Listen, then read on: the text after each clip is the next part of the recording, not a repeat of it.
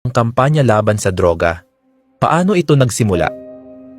Taong 2016, matapos mahalal bilang ika-16 na Pangulo ng Pilipinas, agad na isinulong ni Rodrigo Duterte ang kanyang pinakamalaking kampanya, ang Giyera Laban sa Droga. Sa kanyang talumpati, binigyang diin ni Duterte na uubusin niya ang mga drug syndicates sa bansa sa loob ng 6 na buwan. Mabilis na sinimulan ng mga kapulisan at mga ahensya ng gobyerno ang malawakang operasyon laban sa mga sangkot sa ilegal na droga.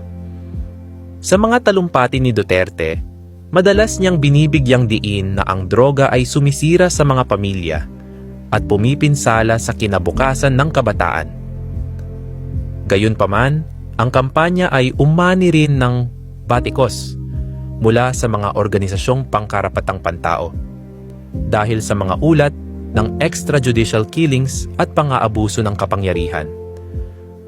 Bukod sa operasyon ng mga pulis, nagkaroon din ng mga programa sa rehabilitasyon upang tulungan ang mga individual na gustong magbagong buhay. Ang kampanya laban sa droga ay nananatiling isa sa mga pinakakontrobersyal na bahagi ng pamumuno ni Rodrigo Duterte. Isang kampanyang nag-iwan ng marka sa kasaysayan ng bansa. Ano sa tingin mo? Naging epektibo ba ang kampanya ni Duterte?